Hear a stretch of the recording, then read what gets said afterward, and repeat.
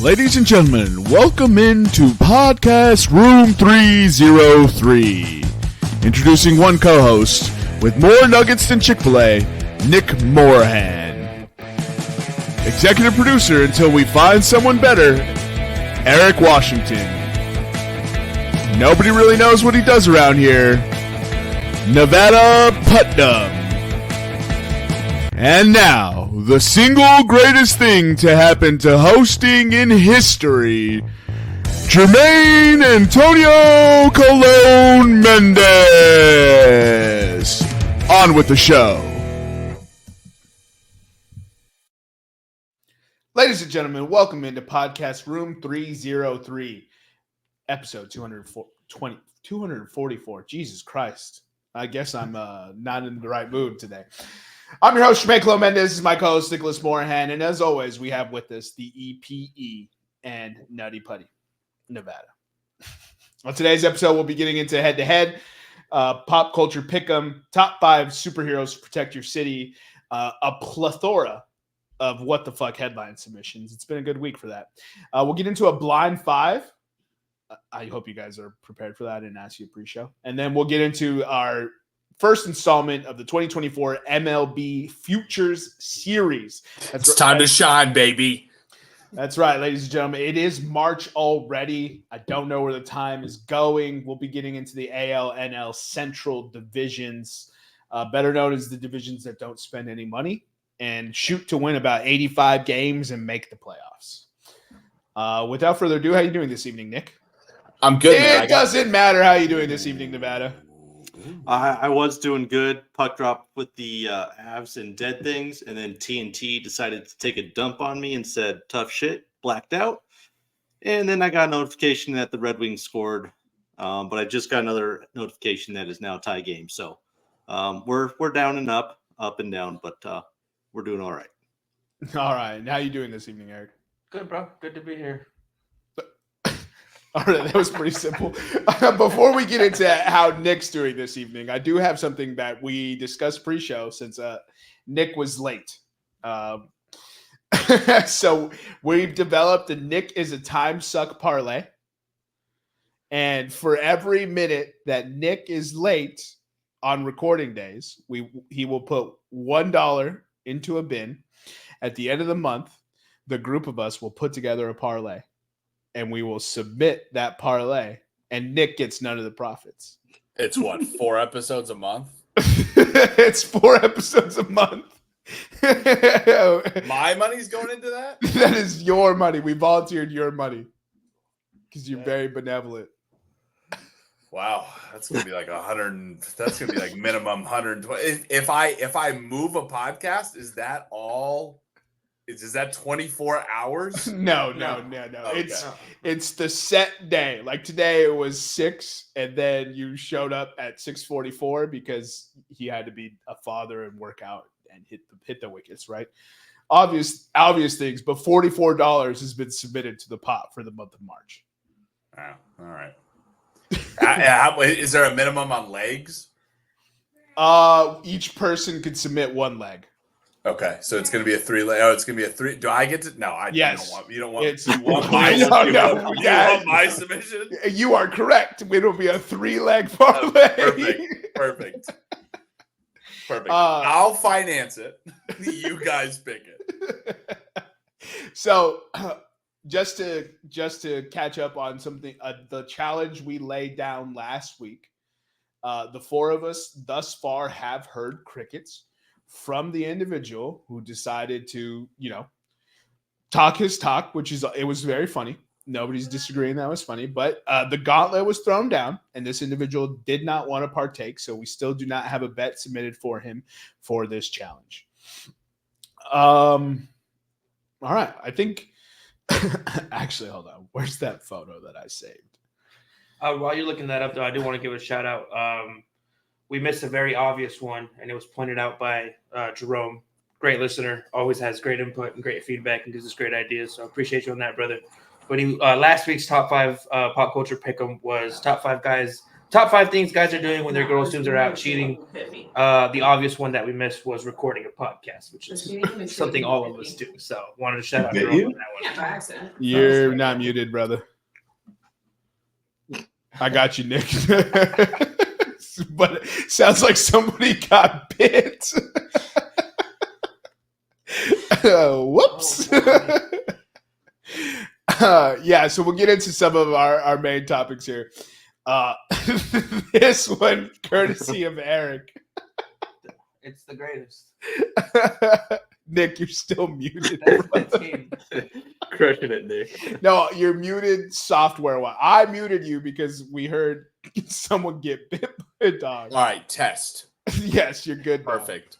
I don't know if you guys saw my eyes, but Katie came upstairs and was like, he bit me talking about Kane, and I was about to be about this chair. Podcast be damned. I was about to be down a $2,000 dog. Yeah, well, I mean, we heard it too. That was like that was what I was like. Yo, you're not muted, my bad. But no. So is it bad? Is she good? Oh yeah, no. He they were playing and he bit her. All good. Okay. All good. Tell me about this sexy cow. Oh. So I'm gonna turn it over to Eric. This is Eric's submission, and it's amazing. So there's like an expansion team for the North State or the old North State league this summer, and it's a team called the Danville Dairy Daddies, and their mascot is named McCreamy, and they're playing on the Field of Creams, and it's this jacked cow looking like a stud. And if you go look at their website and their apparel, which I should have pulled it up, they have some pretty cool like they have one that says "Get Milked." I don't know why. I just want it. It looks dope. I just like all the innuendo that's coming along with this team. This is just What? This is just a critically horny intern.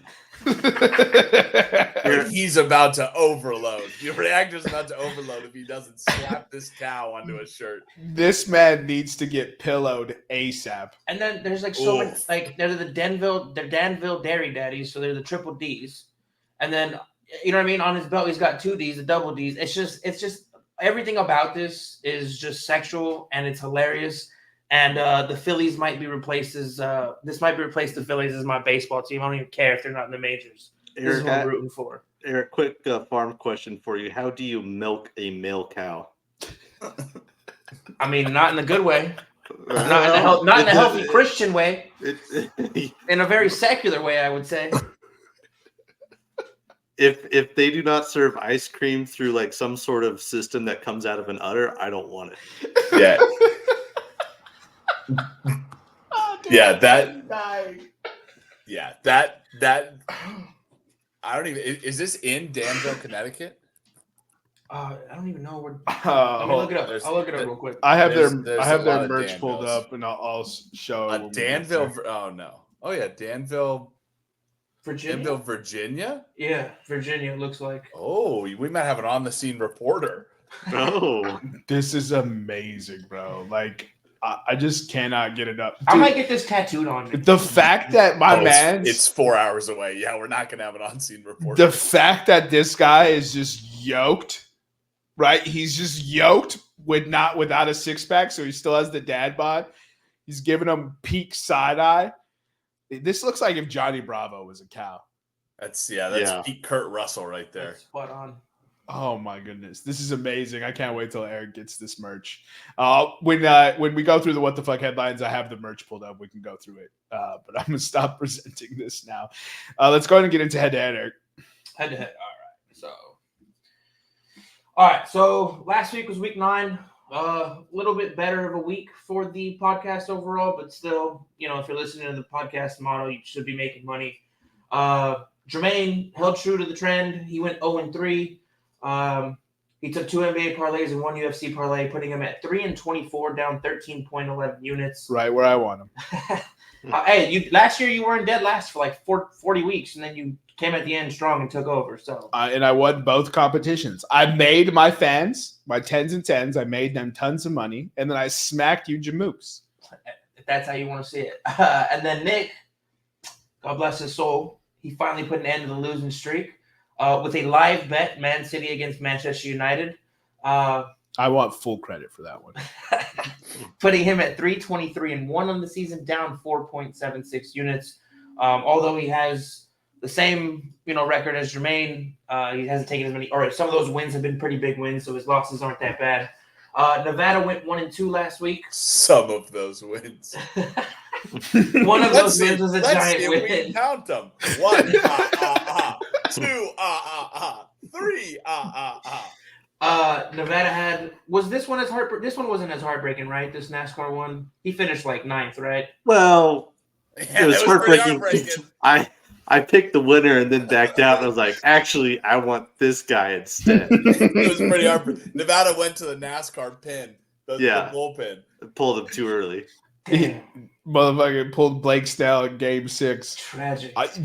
Look, I sent this on Instagram. I don't know if you saw this, but it was Kevin Cash pulling Blake Snell, and Blake Snell pissed off. And I was like, you don't understand how much brain power I've spent thinking about that whole situation. Like, I still can't wrap my head around him pulling Blake Snell. I don't think the whole city of Tampa Bay can.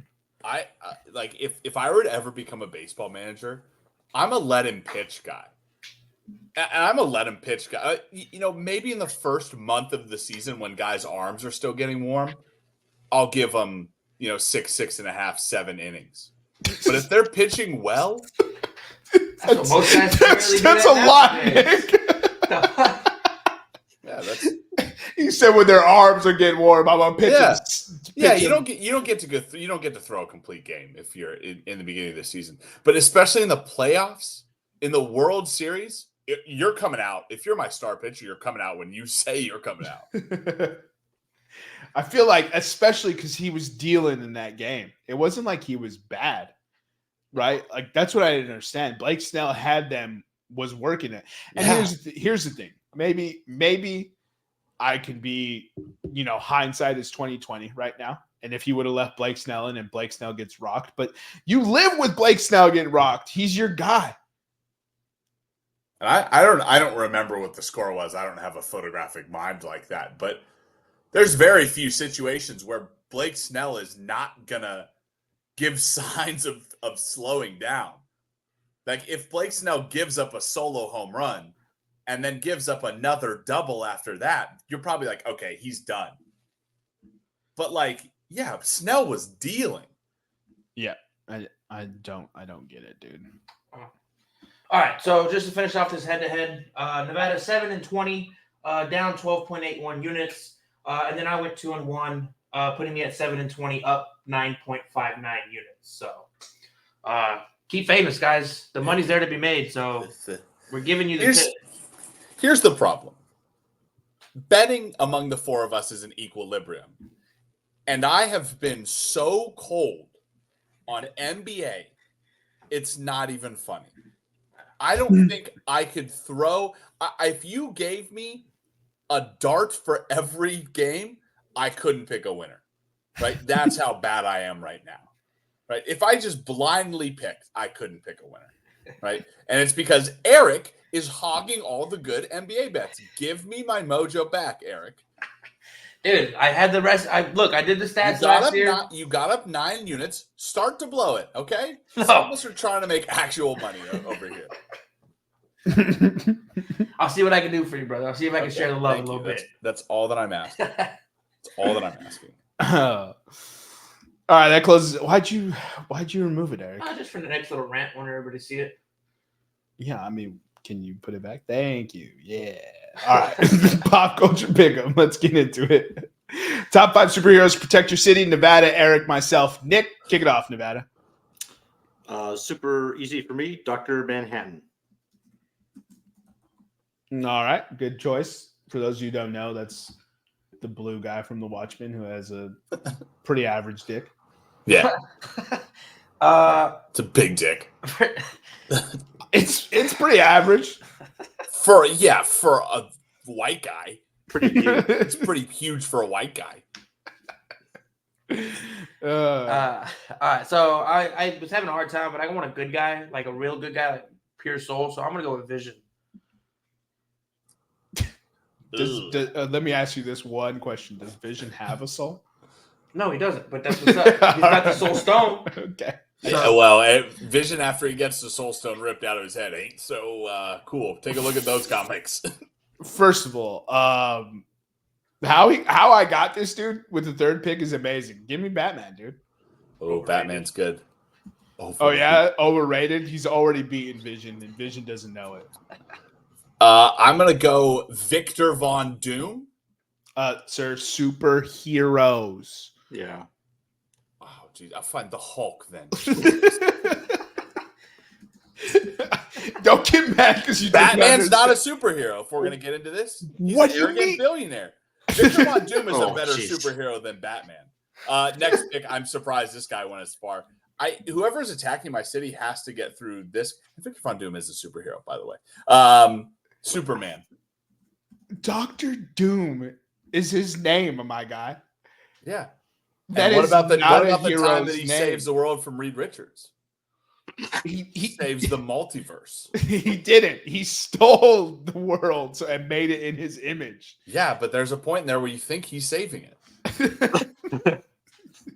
By the way, Superman, no matter who attacks my city, Superman will just adapt Ice Breath or Fire Vision or whatever he needs to defeat it. You guys are all done. Whoever the supervillain's done. Classic Jermaine rant. Fuck Superman, dude. I hate that guy so much. Man, let's go with I'll go with Thor. Thor. Yeah. Solid pick. 96 pick. I'm gonna go with Rocket Raccoon. One of my all-time favorites. Interesting.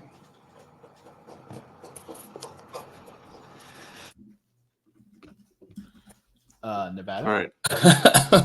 I'm still angry about TNT. Yeah. So second pick, I'm gonna go with Dr. Fate. Okay. Does everyone know who that is? Yes, budget Doctor Strange. He's actually more powerful, but all right. And then for my back-to-back, I'm gonna go with the Silver Surfer. All right. That was gonna be my next pick. That's a bummer. I'm gonna go with my third pick. I'm gonna take Deadpool. Deadpool, huh? Mm-hmm. Give me the Green Lantern. Ah, damn. Suck it. Steal the Silver Surfer. I'm gonna get you, bro. I will go the Punisher. Oh, that was next. And I'm gonna go Iron Man, Tony Stark. It's a good choice. That's pick 4, round 4. Iron Man's going. Yeah, I mean, he's not that powerful. Everyone just loves him because of the Marvel movies and stuff. So, man, this is tough. Give me Franklin Richards. What's his like? He doesn't have one. Oh. It's Franklin Richards. Dr. Richards. Yeah, he's Reed Richards' son. He's a mutant, and he can control pretty much all of time and space. he's like, That's pretty cool. he's pretty OP, dog. It's ridiculous. I'm gonna go with Wolverine for my next one. So he has telepathy, immortality, telekinesis, psionics, reality What's warping. immortality? It's Eric's mortality. Okay, good. It's reality warping, teleportation, astral projection, and precognition. He's OP. Nevada is just crossing names off his fantasy football draft list right now. I am. I had to think of some others. Let's see. Yeah, fourth pick. I'll go with Martian Manhunter. And then to round out my list, just because I like to have a little fun and it's adorable, I'm going to go with Squirrel Girl. Oh, Jesus Christ. That's Ope. That's the most powerful character in the Dude. fucking Marvel universe. It's so comical, but it's also kind of annoying. My last pick, I'll go with we had to spice it up a little bit, so I'll go with Black Panther. That seemed racist. That's the most racist thing that's been said so far. On this What are you podcast. talking about? That's What if Eric? that's Eric, let me propose this to you. What if in your world the Black Panther is Will Smith? How Absolutely how do you feel? Death, Oh, well, death there to you the Black go. Panther. Okay. Death to Black Panther. yeah. That's a Okay. And then he sensitive went up to subject right great, now. super. That's a sensitive subject right now, my guy. Back to my pick. Yeah. I was gonna go Monkey D. Luffy here from One Piece, but I'll go with the Sentry. Eat your heart out, Superman. That's how you spell that, right? Yes, that is correct. I need a good glue guy in this situation who's going to also adapt to any situation. I'm going to go Goku. Because between my 1-2 Goku and Superman, there's no problem I can't create a solution to. I thought you were gonna pick McCreamy. Dude, you should see him with a bat in his hand. Yeah. He knows how to carry his Keep all the wood ladies around, away, right? Yeah. Oh man, McCreamy. That's such a wild name. The fact that it was greenlit is amazing. 2024 we're coming back around. 2024 is critically horny right now. We went too politically correct, and we're officially coming back. People are saying words that were like banned. You couldn't say them anymore. People are saying them again. We got McCreamy running around. If this stuff about P. Diddy is true, right? It's not Can we call him can we call him P. Diddley? 100%. I'm all on board. I'd like to change Goku to P. Diddley to protect my city. No one's coming around. That's for sure. That's right. They're all going to your cities. I don't want to be there with the diddler.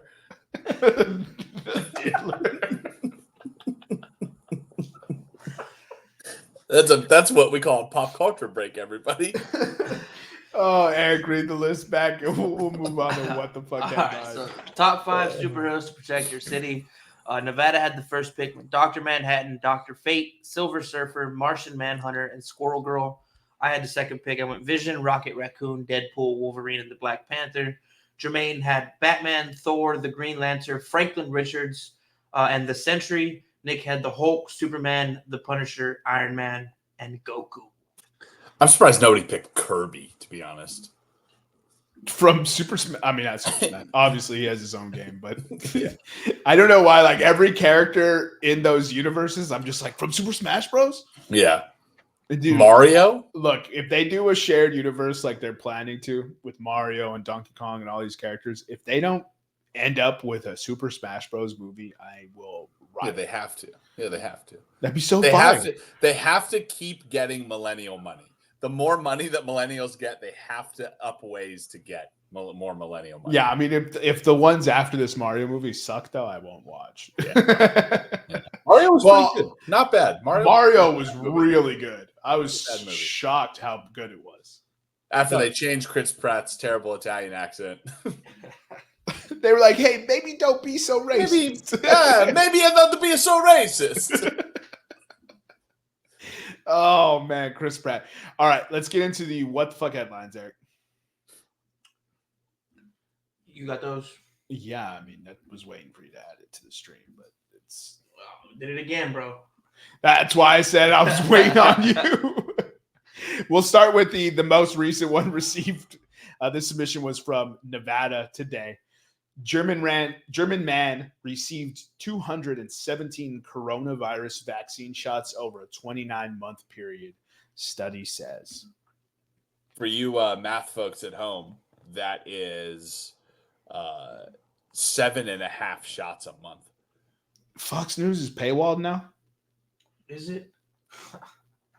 I love it, dude. They gotta fund devastating. Donnie T's campaign somehow. Dude, so Ever since I lost Tucker, bro.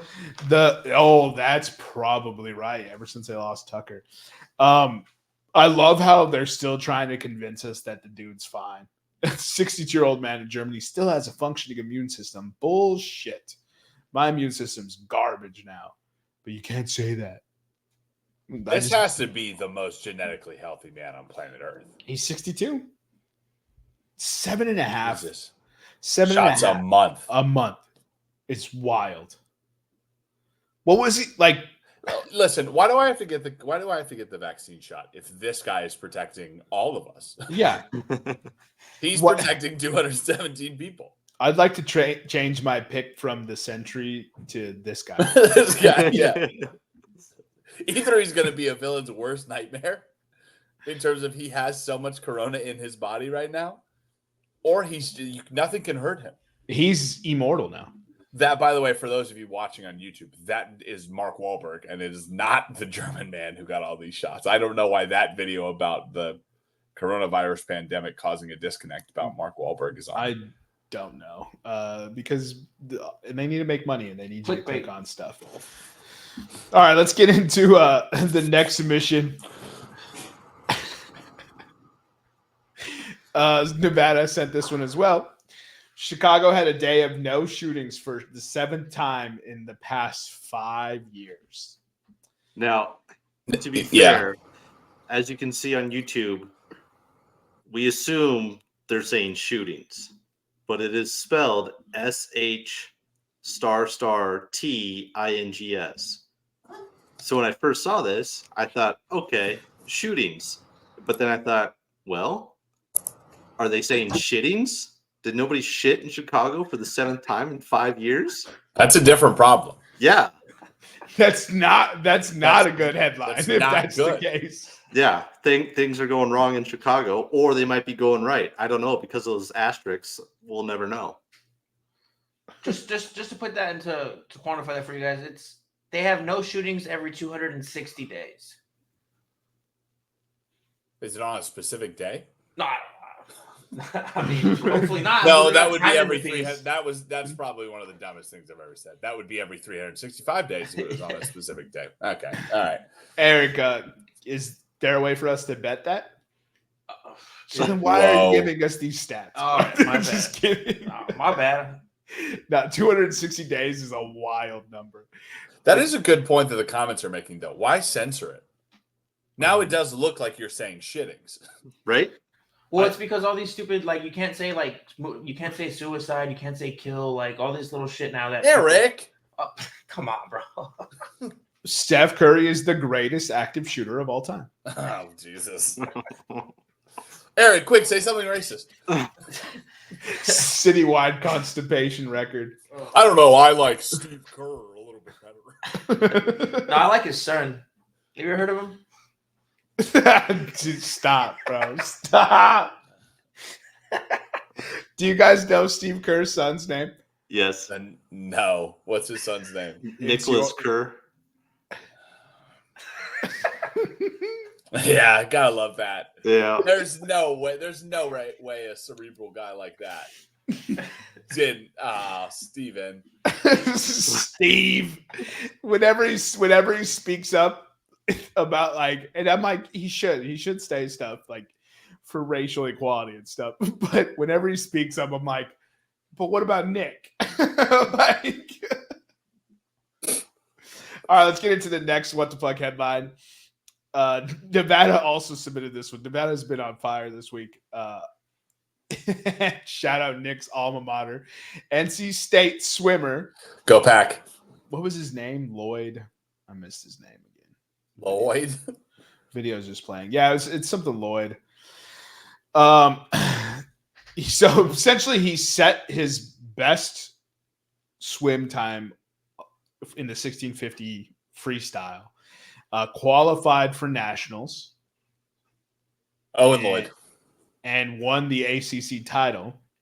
But because when he finished, he celebrated by climbing onto those blue dividers for the swim lanes. And he fell into his teammate's lane, who was finished swimming. So he couldn't he's not interfering with him as a swimmer. They disqualified him from the competition, and his teammate actually ended up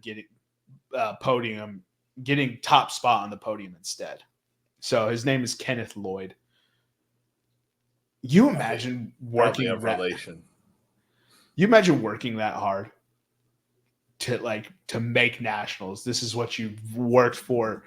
He's been swimming since what? 6? Yeah, probably younger.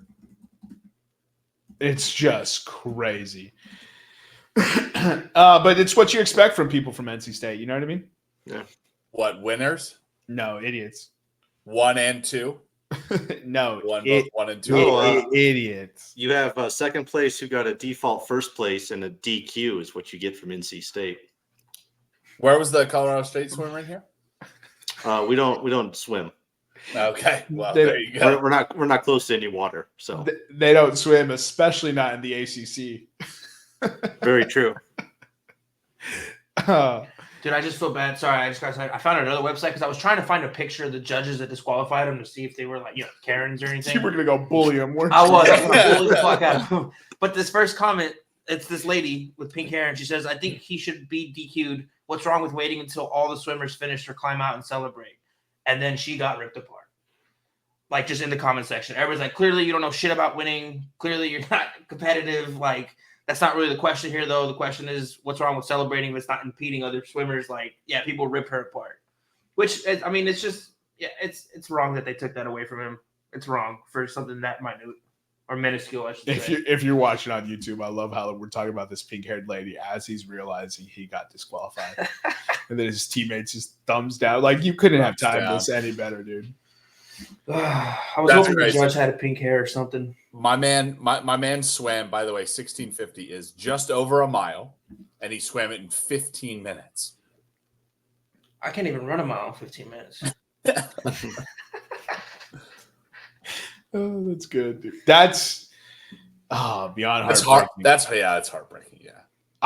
Could you imagine losing like that? Like, in anything, not swimming, just like that's how you lost. Like, it was like an inconsequential moment, and they just latched on and said, "Nah, screw you."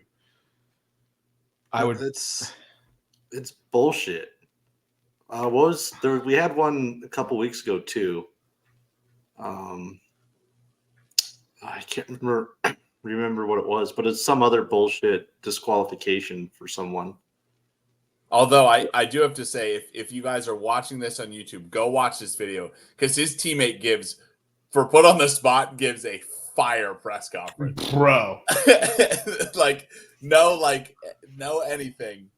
He gives a fire press conference. He's like, this is BS. Like, his coach didn't get to him before he got on the mic, and that might have been the coach's mistake. Dude, he was literally over there thumbs downing on his diving board, and then walked to the podium to give like a Disney level Remember the Titans type speech. Give me that mic. He's just like, this one's for all the people. All right, let's move into the next one. This is Nick's submission. Jesus, New York Post. What a great one. Hey, New York Post got to make money. Sorry, I got distracted. It says, I work at Hooters. I make bank in one shift because... No, you do not. Nobody goes to Hooters anymore. No. Their food has always been trash. Honestly, I never understood Didn't some town just like revolt because they closed the last Hooters in the town down? Let me look that up. Was the town over 45 years old? That has to be, dude. Nobody goes to Hooters anymore. We go to the strip club at 3 p.m. on Thursday for the prime rib special, like every other red-blooded American. Oh, no, I'm sorry. I had it mistaken. The Kanawha City Hooters was demolished days after they held a candlelight vigil to say goodbye to the establishment. They better have had 2 candles in both hands, dude. It's in West Virginia, whatever the city is. That is okay. Never mind. Makes sense. Yeah. Hashtag on brand, bro, for sure.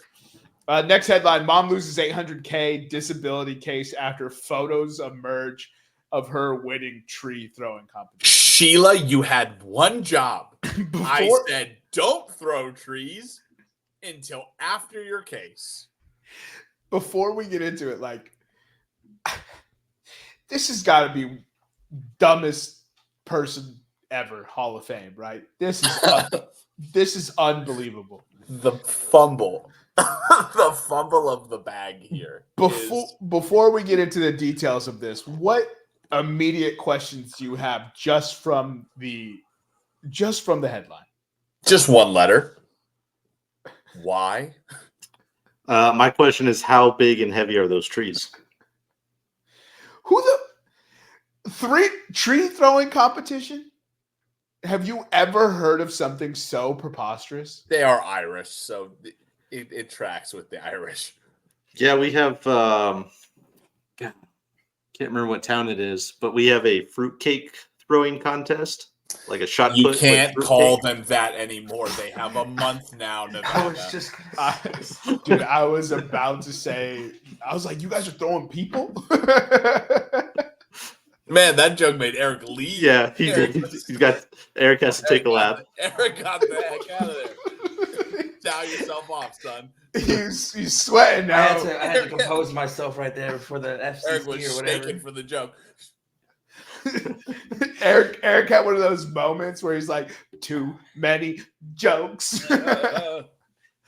Oh man. So for those of you listening, a woman in Ireland lost more than $800,000 in an injury lawsuit stemming from a car crash after photos showed her launching a Christmas tree during a post-holiday competition and winning the event. Hey, at least she's a goddamn winner, not like that NC State schmuck. Kamila Grobska, 36, sued an insurance agency in the country.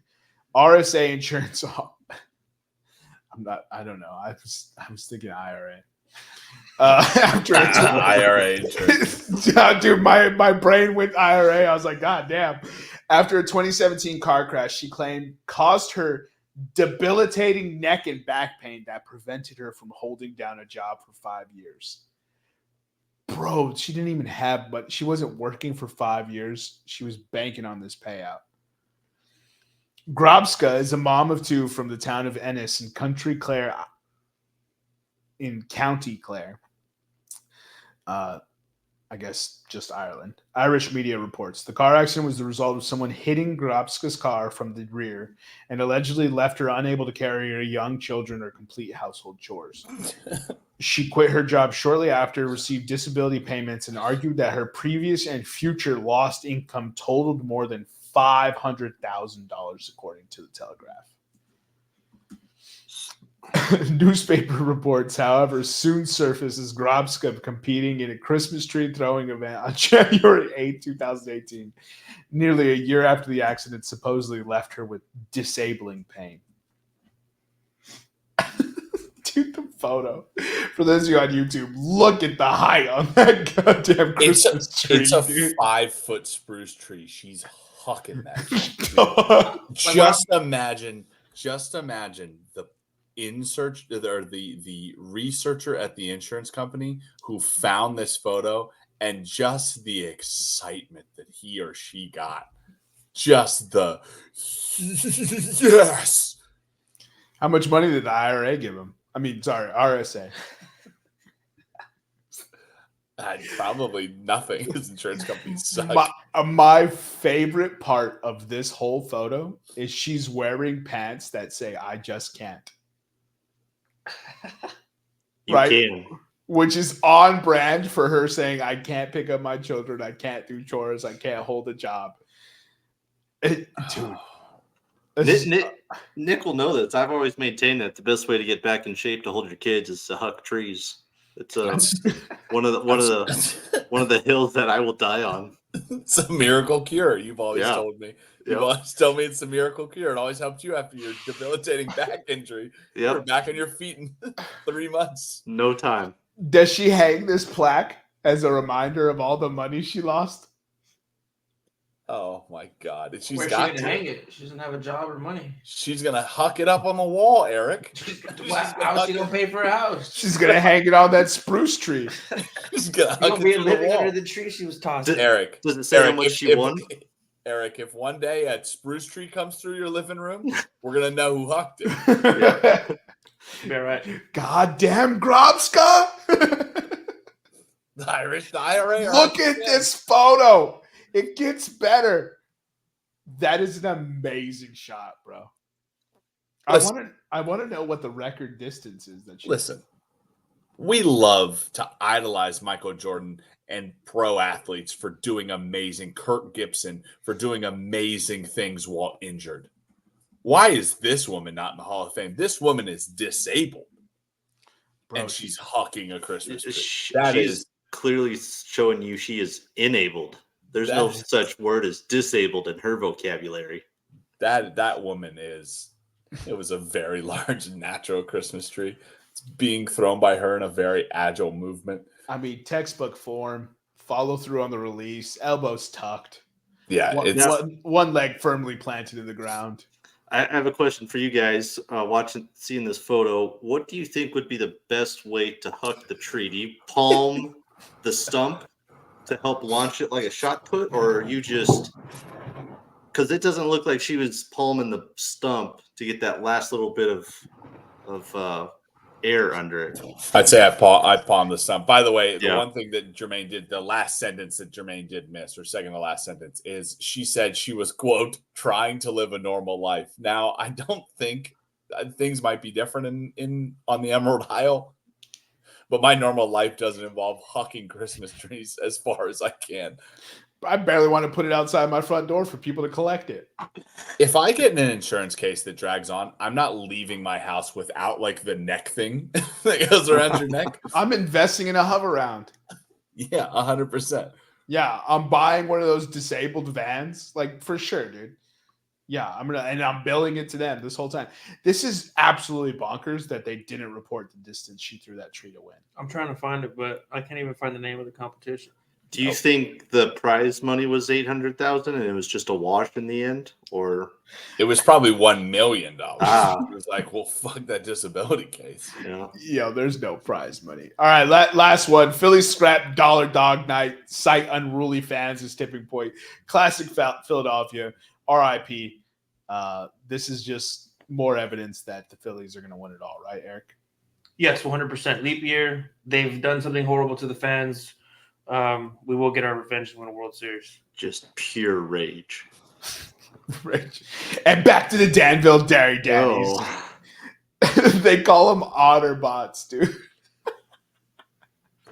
Love it. Oh, dude. No, never mind. That's just the website that hosts So not her number. Sorry, I just got infatuated with this. So they throw 5-foot trees. There was 200 competitors. On average, there's 200 competitors. And the record at the moment is 12 meters. The record in Ireland, so that's the world record. The record in Ireland is 10.8 meters. And a meter is 3 foot. So in freedom units, that's about 36 bald eagle wingspans. Sorry, how far was it? I'm distracted by the 12 meters is the world record. 10.8 meters is the Irish record.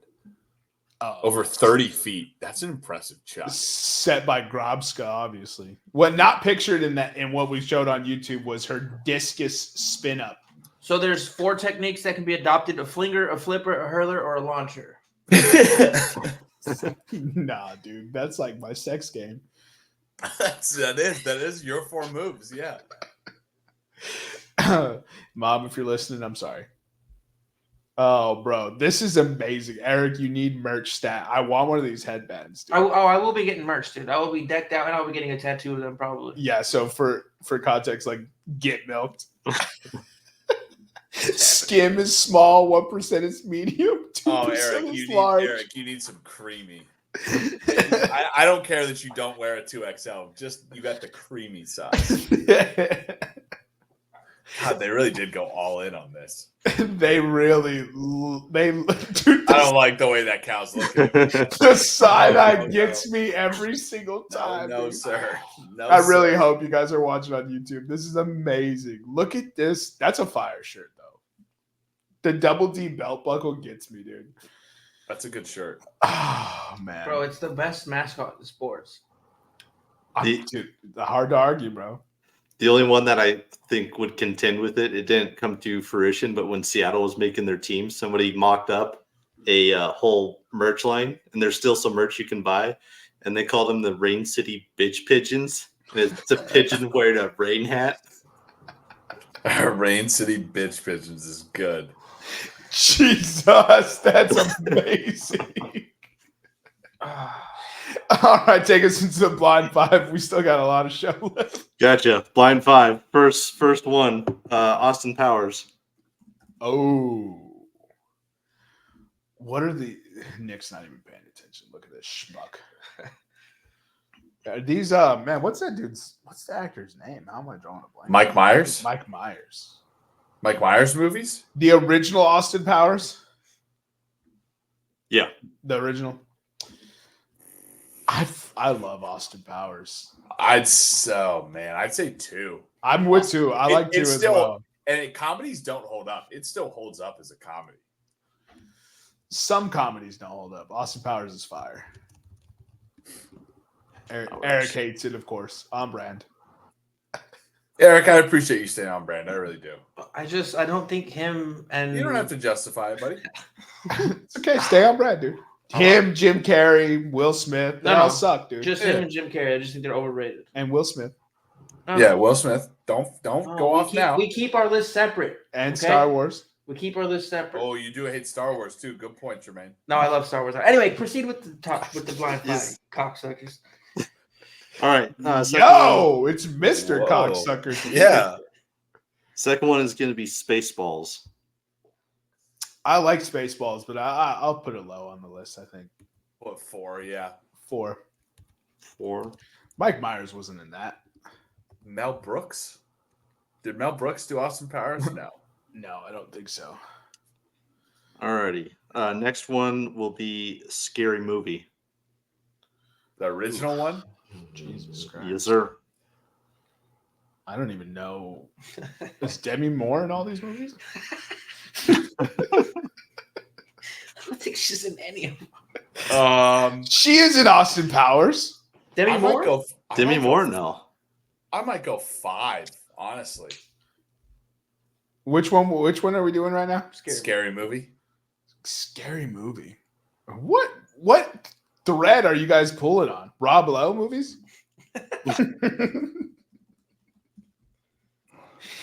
Vern Troyer movies? Oh. Number 5. Yeah, that's good. Scary Movie. All right. I never really liked the scary movies. Next up will be MacGruber.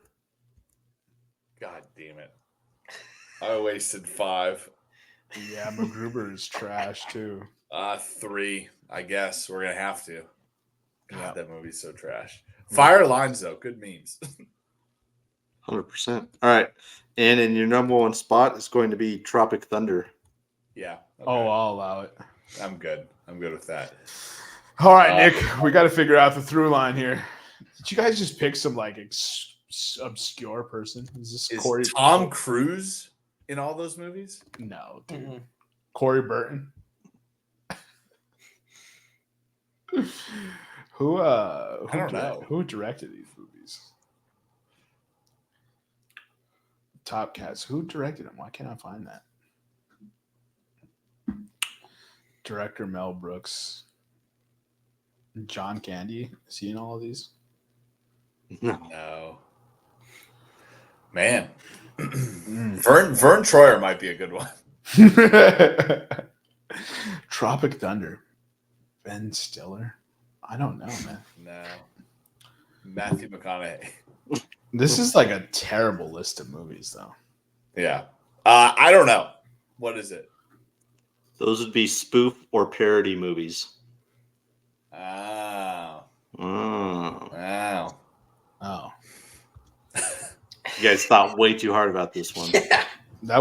that's such a terrible. Yeah, I don't like spoof movies, so makes sense. All right, moving on. No, hey, you guys got to be better next time. Yeah, that was a terrible topic. I don't know. Yeah. No, I don't know. Yes. I don't know. Yes. What is MacGruber a spoof of? MacGyver. What the fuck is MacGyver? Oh my gosh. Oh, yeah. What is MacGyver? Some white That's- people show? Yeah, it's a white people show. It is, isn't it? Yeah, that's Yeah. what I thought. That's what I thought. And It's Austin Powers is a spoof of. 007. Is that really what it's supposed to be a spoof of? James Bond 007. Yeah. Yes. Because what is that? Goldmember's 007. Yeah. And Scary Movie, what's that? Just a spoof of everything, right? Primarily Scream. Yeah. I never seen Scary Movie. I watched a few minutes of it. It was terrible. Can't believe I wasted it on 5. They got me. Sons of bitches got me. Well, Scary Movie's not good either. Like I could have put the 3, 4, and 5 all at 5. Just kept 3 and 4 open. That's how bad those movies are. All right, spoofs, parodies. Let's get into the futures. Cool. Favorite time of the year, right? We get into MLB futures. So what we're gonna do is last year, you guys may have remembered, we got into we did one division every week. We're gonna actually do each league's division these next coming weeks up until opening day, and we're gonna start with the AL and NL Central. So, you know me, big model guy, right? We have a wins. This is the bet that we're most proud of on Room 303 is MLB win totals, right? Eric, we do pretty well. We do pretty well. Eric, can you get me the 2020? Can you read me the 2023 standings for the MLB divisions that we're doing today? Whichever one you start, and I'll riff off that. All right. So we're starting with you want the 2023 ones? Yeah. We're starting with the AL. Unless you can give me the 2024 ones, that'd be pretty sweet. Dude, I wish I could, brother. That'd be amazing. I would love Let's it. see here. Standings. Let's go 2023. Let's go AL. So the American League Central last year, the Minnesota Twins finished first, 87 and 75. Detroit finished second, 78 and 84. Cleveland Guardians finished third, 76 and 86. The Chicago White Sox finished fourth, 61 and 101. And the Kansas City Royals finished dead ass last in the division, 56 wins and 106 losses. He said dead ass last.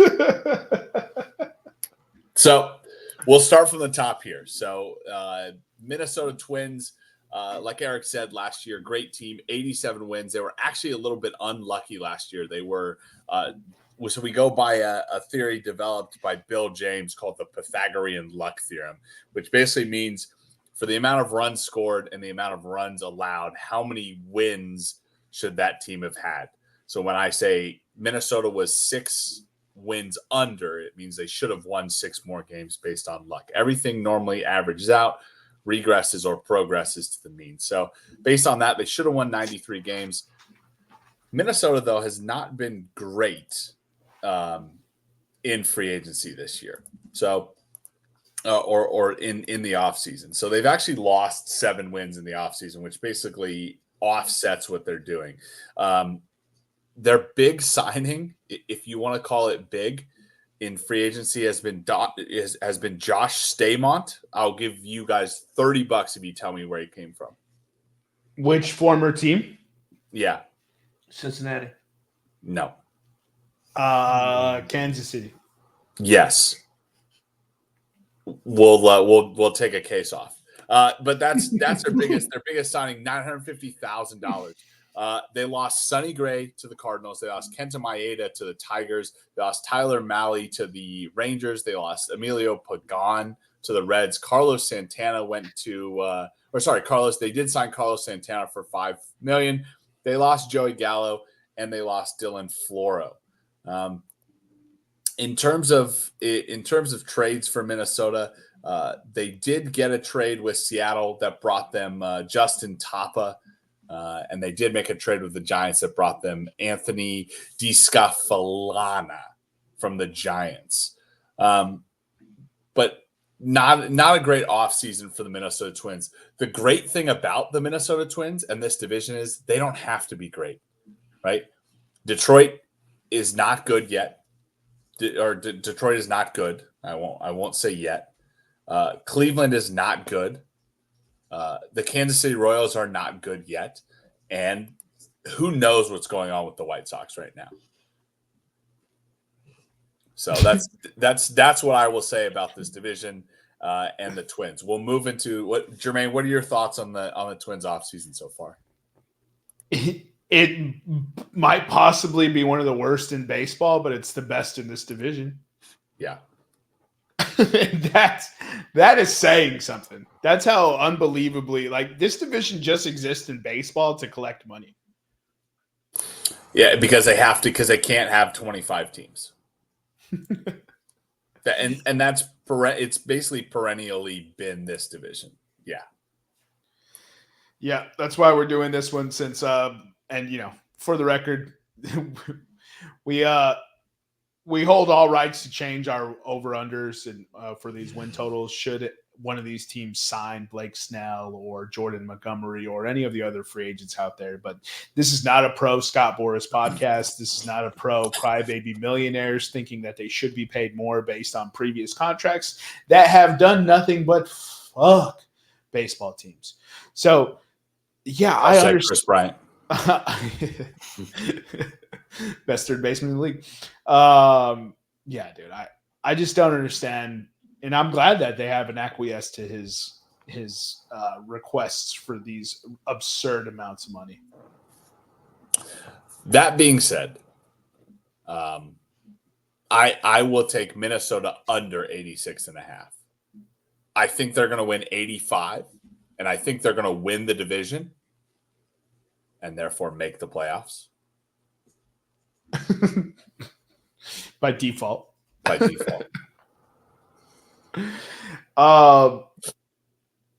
Dude, can I abstain? I just don't want to do this division. I hate this division. It just exists to annoy me. I think I may just go under for every single one of these teams. So I'm going to agree with Nick here. I'll take the under on that one, and I will not pick them to win the division. Gents, any picks, any comments? For me, for the Twins, I also have the under. I believe their starting pitching obviously took a step back, like Nick said, with losing Sonny Gray and Kenta Maeda. My other concern for them is their those who should be producing big offensively for them have significant injury concerns with Carlos Correa, who had a bad year offensively last year. And then Byron Buxton, who was kind of touted as one of the next great things all those years ago, but he just had knee surgery, and he only averages 74 games a year. So for those reasons, for the offensive win side, total for all these teams, huh? Yeah, pretty much. It's an electric 74 games. I'll give him that. Yeah, exactly. So because of those injury concerns and Correa's bad year offensively last year, plus losing their basically number one and number two pitchers, I have them under and not winning the division. I mean, I'll make it easy for Eric here. The Minnesota Twins, by association with this division, will be the only team above 500. It's reflected in the win totals there, even by Vegas. Right? They are going to be above 500 and they will win this division because of the quality of the other teams. Right? So you can go ahead and you can put all the other teams making the playoffs no for me. Because it's not going to happen. For all of us, Eric. Actually, sorry. Yeah. I have Detroit making the playoffs. Again, never let the dream die. I have Detroit making the playoffs. Just purely I'm taking them because it's plus 190. I'm not taking them because I have this uber faith in them. I'm just not interested in taking Minnesota at minus 170. And also, in baseball, stranger things happen. You get one or two players getting hot, making big time, having a big time season, making the All-Star game, and all of a sudden you're looking at it differently. So I'm taking Detroit to win this division at plus 190. And because we are a professional podcast, we'll talk about Detroit. So Kenta Maeda actually switched over to Detroit. They also signed Andrew Chaffin, Shelby Miller, Giovanni Urshall, went over there. They lost Eduardo Rodriguez, Spencer Turnbull, and also signed Jack Flattery from Baltimore. It was a pretty good offseason for the Tigers. I had them last year. They gained about a win in free agency. Last year, however, they were about 5 games lucky. So the 78 games they should have been 73. I like this Tigers team. I think Jermaine kind of hit on it. I just don't know that they have enough, I guess, to be able to compete in a stacked AL with. We'll get into it next week because there's probably we're probably going to see. I would see that. I predict the Yankees are going to make a move on one of the 2 guys that Jermaine named earlier. There's been significant talk that the Yankees are going to sign Blake Snell or Jordan Montgomery. They're just trying to work out what the cash looks like. Yeah, Eric. Just real quick, Jermaine. When you said minus 190 or plus 190, that's to make the playoffs. For Detroit to win the division, it's actually plus 350, and Minnesota's minus 115. So I just want to make sure. I have the odds pulled up here, and I'll tell you what the odds are for your team when you pick them. But Detroit is plus 350 to win the division. So you still want to take that, Jermaine? Yeah, even more. Yeah. Nick, you're taking Minnesota still? Pull my leg. Yeah, still taking Minnesota. And Nevada, you took Minnesota as well? Sorry, I wasn't listening for the division. Yeah, to win the division? No, not for the division. Okay. Oh, that's nice. Yeah, I think Minnesota minus 115 for the division winner is the safe bet, and the fact that you can get it at good money is good. But Detroit 80.5. I'm going to take Detroit under. Right, I think their team has critically underperformed, and looking at their team, maybe we're looking at the Texas Rangers of last year. Right, that I would say that's a ceiling for this Detroit Tigers team. But they have just not hit. They have a lot of pieces in place. Like Nevada said, Kenta Maeda was the number 2 pitcher for the Twins last year, right? He's over there now. Gino Urshaw is a good player. Jack Flattery with the Cardinals, he was great. Shelby Miller with the Diamondbacks. They have great players that they added to an on paper a good roster. But if you ask the Philadelphia Phillies, paper rosters at the beginning of the year don't win World Series, and they don't even guarantee you to make the playoffs. I'm taking Detroit under and Detroit not to make the playoffs. Yeah, I'll follow up here. I'm taking the over for Detroit. Nick spoke to everything. This is why I think, and also I think AJ Hinch is a pretty good, not great, but I think he's a pretty good manager. And I think with the talent and pieces that he has with this roster, he can get over 80 wins with this ball club. And not to mention this division that they play against. They don't strike fear in me. As we're, this is probably our least favorite division in all of baseball year after year. And the Cleveland Guardians have been owning it for some time, but they have started to relinquish those reins and are going back to the ways of old because they keep trading away players with any kind of talent. So, and just for them to make the playoffs portion, I have Minnesota as a no. Jermaine pretty much said exactly what I was already going to say. So I also have the over for Detroit, and I have them winning the division. Attaboy, Nevada. Fade Nick. Yeah, and I think Jermaine keeps setting me up with hanging curveballs here. Talking about the Guardians that have dominated this division for so long. Last year, Eric mentioned 76 wins. They were around average for luck. They have not done well in the offseason, though. Our model has them 5 wins below where they needed to be, so they lost 5 wins in the offseason.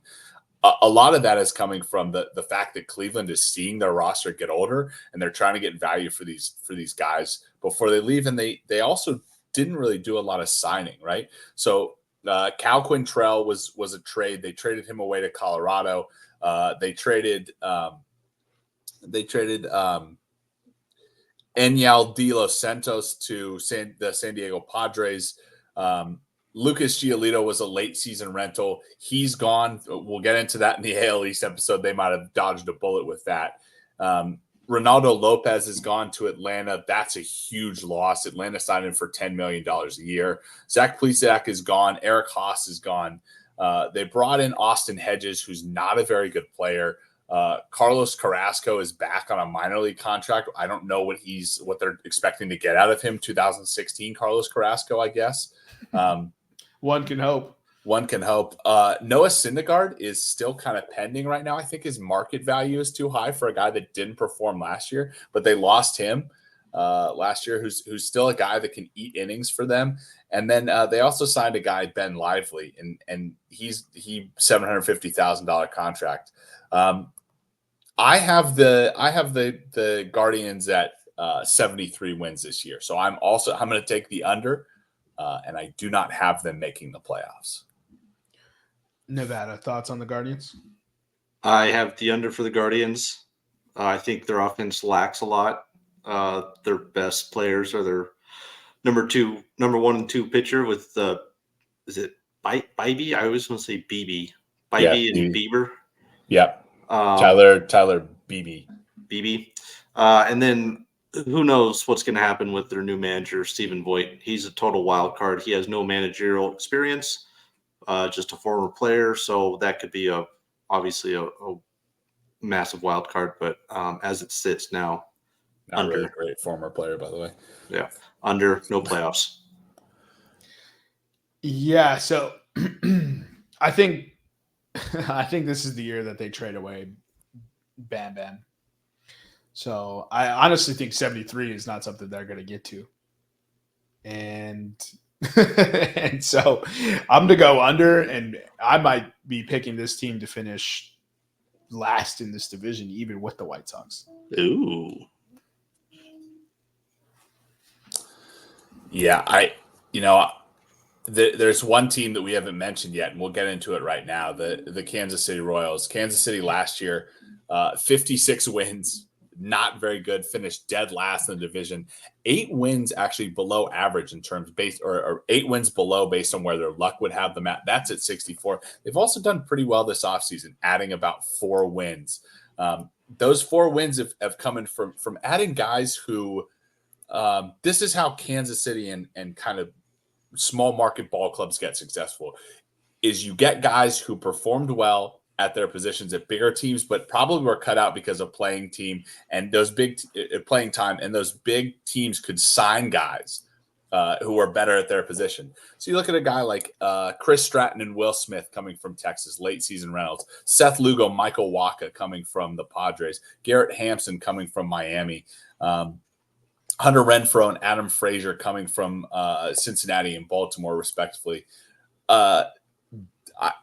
Kansas City, I would not bet against Kansas City this year if they hit their ceiling. Now, when we're looking at a ceiling, we look at the Braves from 3 years ago. We look at the 2016 Astros, right? This is a good young team, right? Bobby Witt, a team that can light this division, that can score a lot of runs, and they are able to make an impact in a division where anyone could win it in the year, right? Will this be I still think they're probably another year or two away from making an impact. The Nicky Lopez trade to the Chicago White Sox kind of hurt them. I have them right now just because they were so low last year. 56 wins actual, 64 wins predicted by the model. They didn't crush free agency. They didn't annihilate free agency, right? I have them at 70 wins, so I'm going to take the under for the Kansas City Royals. And no to make the playoffs.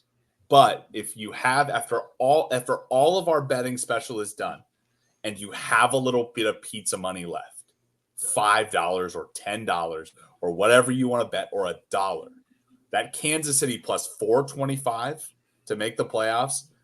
If Kansas City catches a fire under their ass, they have a good young team and they can surprise a lot of people in a division where it's very easy to surprise people. Yeah. Nevada, thoughts on the Kansas City Royals? I have them under 63.5. I think they're somewhat on the right track, but obviously Bobby Witt Jr. And then another guy that came up with Bobby Witt, Vinny, oh boy, Pasquantino. He missed all of last year for injury, but in 2022, he had a batting average of 295 in 72 games. So I think they have offensive pop between the two of them. My concern for them specifically is their starting pitching. From what I can tell, as it sits right now, their ace is a former bullpen guy, which doesn't thrill me. And then I also noticed apparently Hunter Renfroe signed with him. Is he still a thing? Is he still a defensive guy? I guess. So, I mean, when you get Hunter Renfroe on your team, things aren't looking too good. So, again, I think they're on the right track. I just, at this point, I don't see them really contending. So I have them under, and then obviously no for playoffs. He hit 20 home runs last year. Well, all right. Fair enough. Yeah, I actually really like the moves this Kansas City Royals team made. Every single player they have is an average or above average baseball player. I feel like they're going to be approaching this, pitcher by committee, which is not really a term that is used, but I'm stealing it from the NFL sphere and leveraging it here. I'm going with the over 73.5 here. I think this Kansas City Royals team is going to be very, very game on a nightly basis. And if you aren't up to snuff, they can catch you slipping. I have them probably finishing third, and I wouldn't be surprised if they finish second in this division. That brings us to our final team in this division, and I do it, Nick. Want to so badly continue. Do it. The Chicago White Sox last year, very disappointing, 61 wins. And for you Chicago White Sox watchers, last year you said, "Oh, the bounces just didn't go their way." Actually, they had no positive or negative luck, so they were right at where they were supposed to be, 61 wins. And then they lost 3 wins in the offseason. Liam Hendricks is gone to Boston. Liam Hendricks does need to miss the entire 2025 year with Tommy John. We'll get into the Boston when we get into the AL East. You mean the 2024 year? All of 2024 year. He'll be back in 2025 because he'll miss all of 2024 with Tommy John, and Boston still gave him $5 million for the year. We'll get into Boston and the moves they made to make themselves worst in the most competitive division in baseball when we get to it next week. Tim Anderson is gone. Yusmani Grandal is gone. They did sign Kevin Pillar from Atlanta on a minor league contract at $3 million. So they're going to pay somebody $3 million. This is just the antithesis of the Chicago White Sox baseball system is you're paying Kevin Pillar, a guy who won a World Series with Atlanta, $3 million, and he's not even on your active roster. They also signed John Bariba from the Giants, Paul DeYoung from the Giants, Tim Hill from the Padres, Mike Moustakas and Justin Anderson. Mike Moustakas is on a minor league contract, $2 million. Martin Maldonado is there. You're paying Martin Maldonado, a 37-year-old catcher, $4 million. Chris Flexen came over from the Colorado Rockies at the end of the year, the offseason acquisition. They did trade for Nicky Lopez, so they got Nicky Lopez from the Kansas City Royals. Nicky Lopez is going to continue to do. He had 1 win above replacement with Kansas City. He's going to do the same thing. He's going to be an above-average player on the exact same team. They traded Gregory Santos, who was a great performer, away to Seattle, and they traded Aaron Bummer away to the Braves. Listen, dig in, Chicago White Sox fans. Until Jerry Reinsdorf sells the team, you guys are in a Colorado Rockies-esque situation here. Are you talking about the Chicago Bulls? He owns basically. Until their owner dies, right? They are looking like not spending money, and you're going to hope your scouting department can draft and develop players. Give me the under. Give me not to make the playoffs. And under 63.5 is a crazy move. I don't think they come close to that. That number, sorry, Nevada, I know I've been letting you go first. That number is ridiculous. 63.5 wins for this Chicago White Sox team is for a team 2 years ago that we were considering being in the hunt for the World Series. Yeah, and 63.5 is too high. Yeah, too high. Way too high. In a race to the bottom between the Chicago White Sox, the Oakland Athletics, and the Colorado Rockies, the White Sox are the worst baseball team of those three. Obviously, in my opinion, and the Oakland Athletics are terrible. And I know we have resident Rockies like diehards. We suck, but I don't see another 100-loss season in their future. I said 100. You guys can get in the 90s. Oh, we'll be in the 90s. You'll be in the 90s. Is where we live. 90 is where Colorado operates. This Chicago White Sox team, I want to say that they will be the worst team in baseball. That's how little faith I have in this baseball team. And when Dylan Cease gets moved, because it's not when or if, they're not going to pay him. They're going to move him. When Dylan Cease gets moved, they're going to get even worse. Yeah, the New York Yankees pitching staff is going to look good after acquiring Cease. Because, shocker, the Yankees acquired a pitcher in the offseason. Yeah. So give me the under. And look, the Oakland Athletics, I think their over-under is like 50.5. Might be willing to take, or 56.5. I might be willing to take Chicago White Sox under 56.5. That's how little faith I have in this ball club. Oakland is 56.5. Yep. I would generally agree with you, but I think the Oakland A's still exist as a ball club and have no fans and no faith and nobody good in the organization. And that's how bad this White Sox team is. Like that's the point I'm driving home. Look, the Athletics are the Athletics. Nobody's going to deny that. I'm just using them to illustrate a point because we know the Athletics are bad. And I feel like 63.5 is egregious. But Nevada, go ahead and take the White Sox. I just had to get my fill in. No, that's fine. I start with the easy part. Under, as everybody else said. That will also be a no for playoffs for those keeping track at home. A couple of notes that I had for the White Sox was that, frankly, they just need help everywhere, whether it's in the field, hitting, pitching.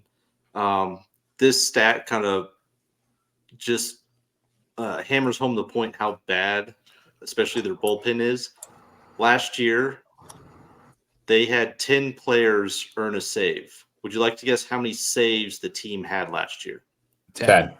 29, which is obviously dead last. Quick math, 3 saves per player, yeah. Yeah. Wow. That's pretty good. Good maths.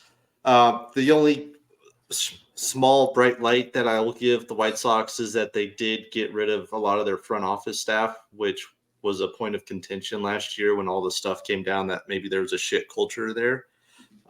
So they do have the opportunity to reset the culture, but obviously culture takes more than just a year, and this is going to be a year that I don't know, they might be called the Black Sox because it is going to be ugly. Eric, any comment on that name? Jeez. No comment. So I think Vegas nailed it completely, Eric. Moving on to the divisional finishing position, I got Minnesota, Detroit, the Guardians, the Royals, and the White Sox. I'm gonna go straight paint with what Vegas has. So, yeah, I mean, look, it's a safe bet, especially for this division. This division is going to be uninspiring. It's going to be tough baseball to watch all around. If I am in this division, though, I feel like I have a shot. Unless you're the White Sox. Unless you're the White Sox, as illustrated with the Oakland Athletics comparison. I will actually be taking Detroit first. I will take Kansas City second. I will take Minnesota third. I will take Guardians fourth. And I will take the Chicago White Sox fifth. I just don't think the Twins got better. And someone's got to be the best team in this division. And I understand what Vegas is doing there. You probably go with the chalk there. But I like what Detroit and Kansas City did, and I expect them to be kind of surprises, especially early on this season. I mean, the crazy thing is Minnesota is – so you have it. You have Atlanta and you have the Dodgers, right? Last I checked, the Braves are over 200, minus 200, and the Dodgers are over minus 400, right? Those are your sure bets. Minnesota is the only other division winner, I think, under even odds at -115. So Vegas is basically saying, hey, this is the third most likely division winner in the MLB. Yeah, that's fair. I'm just entirely out on the Minnesota Twins this year. So, it's pretty disappointing. Nevada, give us your division finishing position, please. Yeah, I'll go Detroit, Minnesota, KC, Cleveland, Chicago. Those three middle teams could all be in any position, but yeah. Now, remember what I said. If at the end of the show, you go back and you say, hey, I'm done batting my MLB futures, go back and put what you consider pizza money, what you consider a small bet on Kansas City to make the playoffs.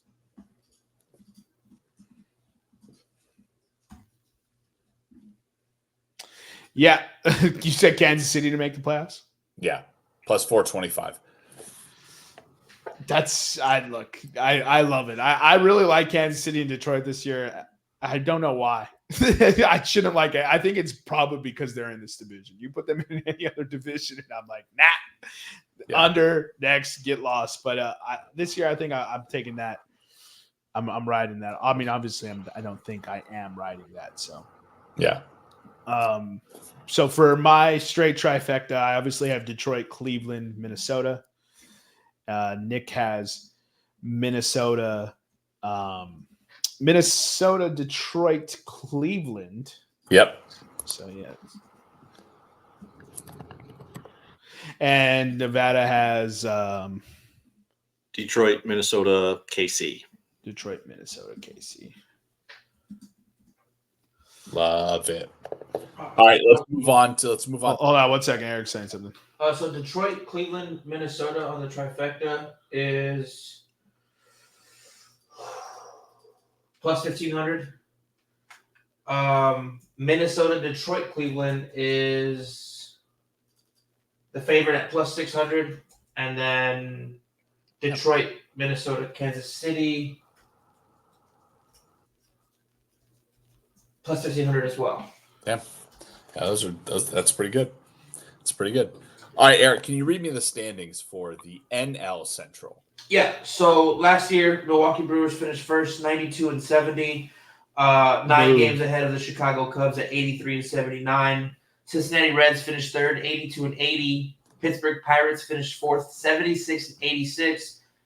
And surprisingly, the St. Louis Cardinals finished last, 71-91. Yeah, St. Louis kind of blew it up at the deadline last year and got rid of a lot of their pieces. If St. Louis continues to struggle again, don't be surprised if Nolan's on the move. Don't be surprised if Paul Goldschmidt's on the move. But we'll start with the win totals. Eric, who's first in win totals for Vegas this year? Overall? No, for the Central. It's going to be the St. Louis Cardinals. Well, it's a tie between the Cubs and the Cardinals at 84.5. Will you just scroll your screen up? Oh, my bad. I thought I had done that. It's all right. And then you can keep working on that top one. And I'll help drive here, Nick. But yeah, so St. Louis and Chicago are tied at 84.5. You have Cincinnati coming in at 82.5, Milwaukee coming in at 77.5, and Pittsburgh at 74.5. So we'll start with the St. Louis Cardinals. The St. Louis Cardinals revamped their pitching rotation. They got Sonny Gray from Minnesota. They got Kyle Gibson. They got Lance Lynn. They got Kenyon Middleton, right? They lost Andrew Kisner. They lost Dakota Hudson, and they lost Matt Carpenter. Also in trades, let's see, where is St. Louis? St. Louis lost Tyler O'Neill. They traded Tyler O'Neill to Boston. Last year, like I said, St. Louis blew it up the deadline. Still got 71 wins after trading away the people that they traded for. I don't think their offseason was that impressive. I really don't. I don't like. Yeah, you got Sonny Gray and Kyle Gibson and Lance Lynn. Lance Lynn doesn't impress me.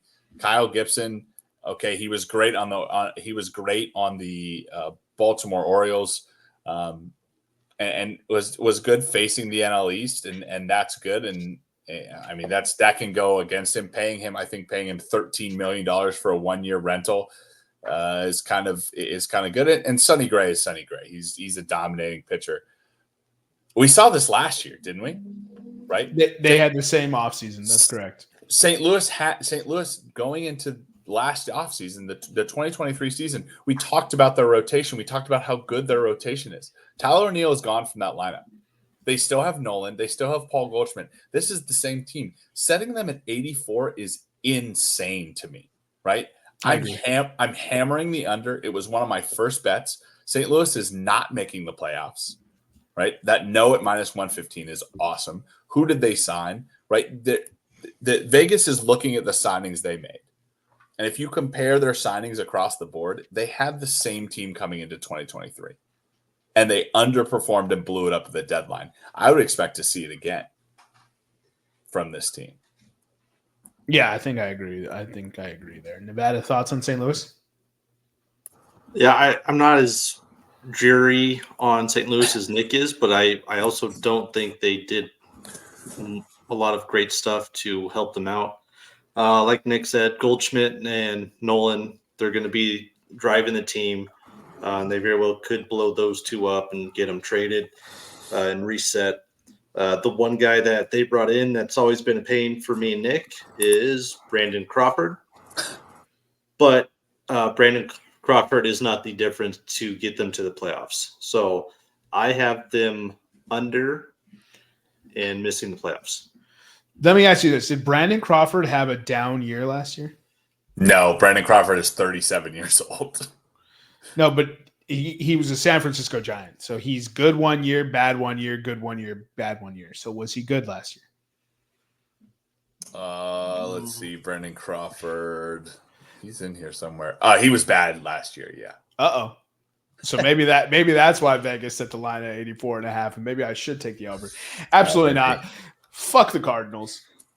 Under, no. Dog shit, hate them. They should change their uniforms to pink because they're a bunch of sissies. Nevada, let's take us into Chicago Cubs thoughts. Chicago Cubs shot. Oh my gosh, let's try this again. The Cubbies. I like the Cubbies this year. Obviously, re-signing Bellinger was big. Their bullpen is very well set up. They got good top-end rotation with Steele and Hendricks for your starting pitchers. But I think the biggest benefit that they have was poaching Craig Cancel from the Brewers. That's, for me, a clear and obvious upgrade at the managerial position. I think they're going to be just fine in my view. So I have them over 84.5, and I have them making the playoffs. And as I have it here, division winners. Yeah, I think Nevada hit the nail on the head, right? You add a guy in Hector Nervis from Houston in your bullpen. You lose Javier Candelario, who you got at the deadline to make a playoff run, and he played outstanding for the Cubs, right? And you basically trade Marcus Stroman for Shota Imanaga, right? Who I'm projecting at nearly 3 wins. He's going to be the same as Marcus Stroman, right? This Cubs team last year was one of the most unlucky teams in baseball, right? They couldn't catch a goddamn baseball. Because they couldn't catch a goddamn baseball. Jermaine Jermaine was texting about it last September. 83 wins. They should have had 90. I think they added almost 5 wins in the offseason with the moves they made. To get Shota from the Giants completely blew up the Giants' offseason plans, and now the Giants are spending crazy money just to sign people, right? It's awesome. I love to see it. Just like I hammered the Cardinals under, I'm hammering the Cubs over. I think the Cubs win 93 games, and they win this division. And I'm going to tell you this right now, it's not going to be close. Look at how the Brewers won this division last year. That's how the Cubs are going to win this division. Cubs over, Cubs playoffs, Cubs division winner. Man. Gassing me up, boys. Gassing me up. I love the Chicago Cubs hype.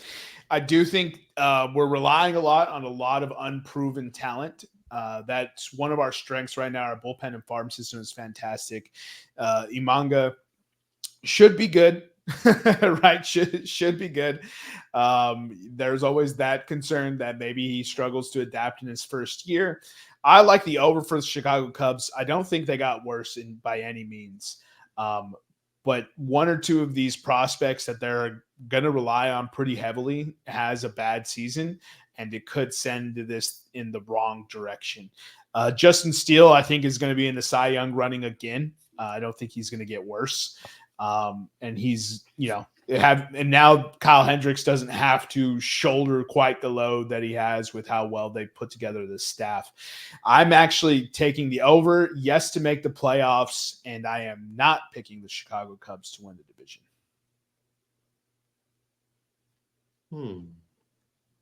Because of those concerns, I actually think the Cincinnati Reds are a dark horse this season. I think Cincinnati is going to be fantastic to watch this season. They're going to be electric. And Ellie De La Cruz is going to take the leap into superstardom and propel the Cincinnati Reds team, into, spheres we haven't seen since peak Joey Votto. I have the over for Cincinnati. I have yes to make the playoffs, and I am taking Cincinnati to win this division. Yeah, I think it's a good pick, Jermaine. I mean, Frankie Montas is coming back from injury. They re-signed Buck Farmer. Adding Javier Candelario and keeping him in division is great from pitching that he faced in practice all day. They did trade Derek Law away. Snagging Nick Martinez as a cap casualty in San Diego was awesome. Emilio Pagan, Brent Sutter came over. The losses of Hunter Renfroe, Bader, Nick Senza, and Lively aren't that bad.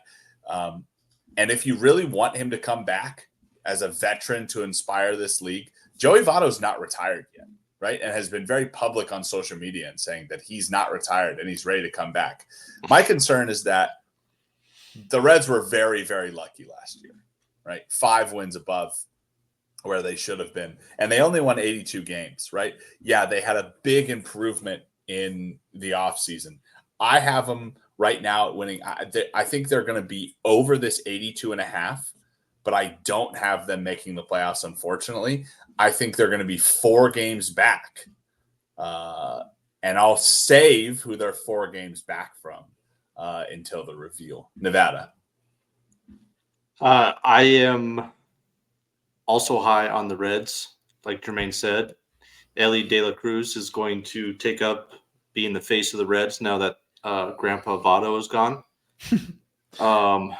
Their starting pitching seems to be one of the strengths for them going into this year. Their bullpen is all right. It could still use an arm or two to shore that up.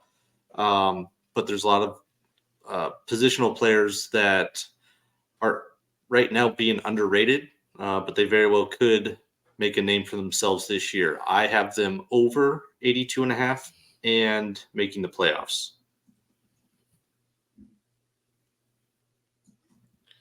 Okay. Yeah. So over for Cincinnati making the playoffs. So Nevada and I are lockstep in those Cubs Cincinnati predictions, except for the who's going to win the division. I didn't say this earlier. I think so. I'm so not on board with the St. Louis team and their win total that I actually have them finishing 4th in this division. Let's go ahead and get into the division winner last year. The Milwaukee Brewers had an offseason to forget. They made the mistake of allowing Craig Counsell to hit free agency without locking him up to a contract.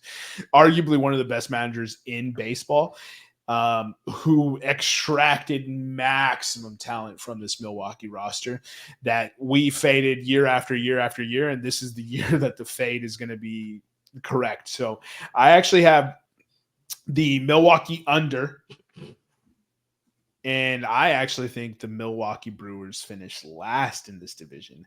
I have them to make the playoffs, and I am expecting a teardown at the trade deadline. And yes, if you listen to last year's podcast and I said this, it's because I freaking hate the Milwaukee Brewers. But that is bias aside. They had, like I said, this was an offseason that if I was a Brewers fan, I am probably distraught. I haven't checked in on their Reddit, but they are probably not thrilled. And this Milwaukee Brewers team could also do what they always do and surprise the hell out of me. But I'm not banking on it, and I'll choose the fade instead. Yeah, I think Tyrone Taylor moving to the Mets and Corbin Burns moving traded away to the Orioles, it really hurt this Milwaukee Brewers team. I still think I kind of disagree with Jermaine on the offseason. I think they had, they got worse for sure. I don't think they got that much worse though. And for a team that won 92 games last year, my hesitation with the Brewers is how do we rate, and this is something the model doesn't build in. How do we rate managers? Craig Counsell did get the best out of this team, and he is one of the better managers in baseball and knows this division, right? I still think the Milwaukee Brewers have the talent on this team that they had last year, and they didn't lose that many times. The highlights from them, like Gary Sanchez, if he can continue what he did in San Diego as an offensive catcher, he's going to be great. Rhys Hoskins, I want to see the Cubs grab Rhys Hoskins. The fact that Milwaukee got him, not good. And then re-signing Wade Miley, I like those moves. Milwaukee at 77.5. I don't know where that number is coming from. I'm going to go over on Milwaukee 77.5. I'm going to go them yes to make the playoffs, just like Jermaine's saying out. I'm going to have them finish second in the division. And I just think you can't, until Milwaukee starts selling off the players that got them 92 wins last year, you can't bet against them. Yeah, I'm expecting them to flop and trade at the trade deadline. And that's purely from the Counsell perspective. Nevada, thoughts on this Milwaukee Brewers roster? Yeah, you took my thought right from me. I think Craig Counsell, losing him is going to be a big hit for them, especially considering he just moved teams in the division. And I think the sell-off of the team continues. Nick already mentioned Corbin Burns getting traded. I believe Woodruff will get traded as well. I don't know if it's worth them holding on to Adames, their shortstop. He is kind of their shining star on the team. But for me, I see them starting to tear this down, realizing they gotta turn this around. They'll try to dump Yelich. He's pretty much been non-existent for a few years after signing that massive contract. Their closer, probably one of the better closers, and especially considering his contract. So Devin Williams, last year he's had 36 saves out of 40 opportunities. His ERA was 1.53. He has, and this is where teams are going to be very attracted to him. He has 2 years of club control at $6.5 million for one of the best closers in the game. So I think they're going to sell off, try to get picks and prospects, start bringing in their rookies. Jackson Chourio. Yep. The either number one, number two prospect in all of baseball. I think they bring him up, start letting that era develop. Obviously Rhys Hoskins and stuff like that. But I think their starting pitching is going to be their strength, but the lack of consistency on the offensive side is going to start to wane on the pitchers. And there's going to be some disgruntled members on there, and they're going to start demanding to get out. And I think Brewers are going to be more than willing to oblige them. So I have the under and no for the playoffs. Just one edit to your comments right there, Nevada. Brandon Woodruff won't be traded because he's going to miss the entire season with Tommy John surgery. Well, there you go. They already beat me to the punch. Yeah. Same, but different. Yep. So by proxy of elimination, for those of you listening and taking notes at home, I obviously have the Pittsburgh Pirates finishing third in this division. I have them over their win total. I'm actually excited for the Pittsburgh Pirates, and I don't remember the last time I've actually said that. I think maybe last year, Nick and I, we liked them for their projected win total.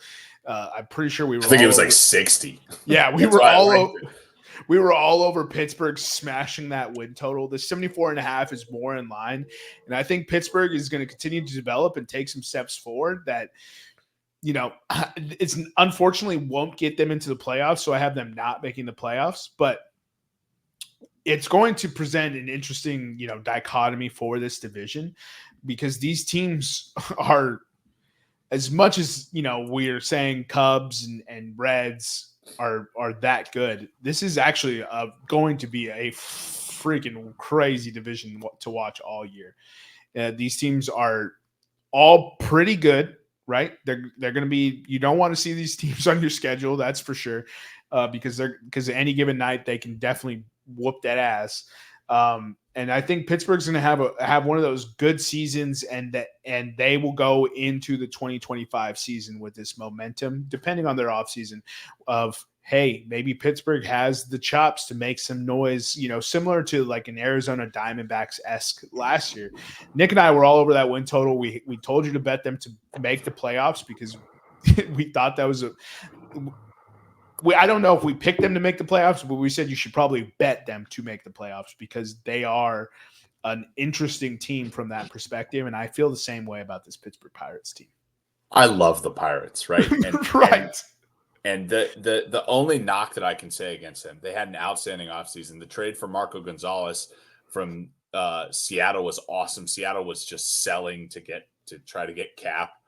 Right. Aroldis Chapman is on this team. Andrew McCutcheon is on the team. They almost lost nobody. Martin Perez from Texas, World Series champion, brings a lot into that locker room. They got Rowdy Tellez. They got Yusmani Grandal. This is a good Pittsburgh Pirates team. The only concern I have is that Johan Olivedo is not. He's going to miss the entire 2024 season, I believe, with Tommy John surgery. And they were really lucky last year in the run. This is a good Pirates team. I think the problem is if they were playing in a worse division, I would love to bet the Pirates to win this division, right? And at plus 550 to make the playoffs, again, if you have a little bit of money left over, throw that on the Pirates. They're a team that can make a run with the free agent signings. That being said, if 74.5 is the line, I'm going under. Because I think it's going to be 74, anywhere from the 70. It's going to be somewhere in the low 70s for me. I don't have them winning the playoffs, and I actually have them. My divisional order. I'll go through it now. I have Cubs, Brewers, Reds, Pirates, and Cardinals. I will echo the sentiments of both of you. I think we can all agree that this is an up-and-coming team and really fun. A name that hasn't been, or a couple names that haven't been touched on yet. Third baseman, Brian Hayes. I'm going to have him on, I don't know if it's necessarily dark horse, but I'll say dark horse to be a Gold Glove winner at third base. His defense is top-notch. He just needs to figure out his offensive plate threat. Starting pitching is solid, and I think that'll help keep him in games. It'll be interesting to see if or when they bring up Paul Skeens, the starting pitcher from LSU who was lights out. I don't know. I haven't looked too much at comparisons, but he just kind of has that same aura as Spencer Strider, where he's just going to strike you out. They almost kind of look pretty similar too. Yeah. But, I don't know if they bring him up. Maybe they kind of start to work him in, but that's a massive talent. He's another, I think right now in MLB top 100, he's ranked number 3 or 4. And he looks the part in this spring training thus far. Yeah. So I think that could be a bona fide addition for him as well. Their bullpen was pretty good. They had some weird numbers last year. Their bullpen had the 19th best ERA at 4.27, which obviously is a bit high, and 19th in WHIP at 1.33. But they had the 8 most strikeouts. So they do have some good stuff on the back end in the bullpen. They just got to sort stuff out. I will go kind of the just opposite of Nick. I think they're just over 74.5. It's a great line. Yeah. But I will not have them in the playoffs. So give us your division trifecta. All right, just give us your finishing positions for each team, please, Nevada. Alrighty, I'll go in order. So we got I go Cubs, Reds, Pirates, Cardinals, Brewers. Whew. No love for the Brewers. Dude, I Watch out. they're That's, gonna- watch out. That's yeah, I'm- exactly what they want you guys to do. They exactly want you to do what Vegas is doing right now. The Brewers are dead. They're dead. I am. It's all right. leaning- Nick thinks they're gonna win Nevada. Yeah, I'm leaning hard into them selling and them going full sell. Yeah, their moves didn't inspire confidence in me. Like they took good flyers on people coming off injuries, but those flyers could easily be not good. And so, and that's just a perspective that I'm approaching it from. Also, fuck the Brewers. There you go. So that's where I'm going here. So for the division straight trifectas, I have Cincinnati, Chicago Cubs, Pittsburgh Pirates at plus 3,500. Nick has Cubs, Brewers, Reds at plus 2,000. Nevada has Cubs, Reds, Pirates at plus 2,800. So Nick is over here taking Chalk City McGee. Just kidding. That's probably not Chalk. Chalk was probably what? Cardinals, Cubs, Reds. As we go down, yeah, Cardinals, Cubs, Reds. Yep. This is going to be, look, the underlying tones for those two divisions. AL Central, I'm sorry if one of those are your teams, you're going to have a lot of bad baseball to watch. If you have a team in the NL Central, this is going to be a very fun season. This division battle is going to be electric. I'm telling you, it's going to be a lot of fun. And you won't see a ton of separation unless one of these teams starts off just, on 100+ win pace. You won't see a ton of separation until probably early August and then for sure tail end of August. This division is going to be a lot of fun. I expect most of these teams to be buyers except for the aforementioned Brewers. And I'm actually super excited for Cubs baseball this year. It's going to be unfortunate when Nick and Nevada don't talk baseball by the time May 15th comes around, because then I'll have no one to talk to about baseball. So. No, I'll be a Pirates fan by then. So I can get on it. Because last year it was hello, I'm speaking into the void. Yeah, you'll understand when we get into the Colorado Rockies division. That's 2 weeks away.